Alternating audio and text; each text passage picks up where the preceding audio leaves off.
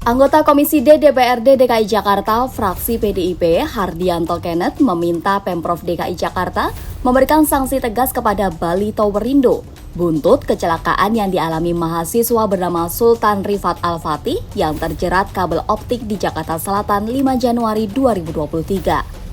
Kenneth menyatakan perkara kabel yang menjuntai ke jalan murni merupakan kelalaian dari provider karena tidak ada pemeliharaan dan pengawasan, bukan karena ulah manusia. Pemprov DKI harus memberikan sanksi yang tegas terhadap Bali Towerindo karena kelalaiannya menyebabkan warga tidak bersalah menjadi korban. Yang penting, kabel menjuntai ke jalan itu sudah jelas sebabnya, akibat dari tidak adanya pemeliharaan rutin maupun pengecekan dari provider, sehingga sampai memakan korban, kata anggota Komisi D DPRD DKI Jakarta fraksi PDIP Hardianto Kenneth, Kamis 3 Agustus. Di lain pihak, manajemen Bali Towerindo Sentra membantah adanya kelalaian perusahaan karena membiarkan kabel serat optik terjuntai yang mengakibatkan kecelakaan tersebut. Kuasa hukum Bali Towerindo Magdir Ismail menjelaskan, berdasarkan penelusuran perusahaan, kejadian yang menimpa Sultan awal Januari 2023 dapat disimpulkan merupakan kecelakaan murni.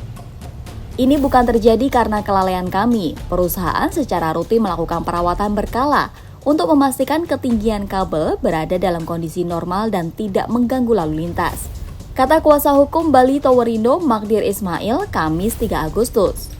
Kejadian ini berawal saat Sultan yang pergi main menggunakan sepeda motor melintas di Jalan Raya Antasari, Jakarta Selatan pada 5 Januari 2023 pukul 22 waktu Indonesia Barat. Awalnya, ada mobil yang mengantri di depan motor Sultan. Tanpa disadari ada sebuah kabel yang menjuntai atau mengendur.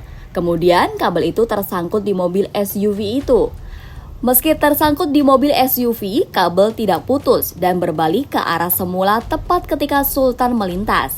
Sultan langsung terjatuh akibat kabel yang mengenai lehernya hingga dilarikan ke rumah sakit.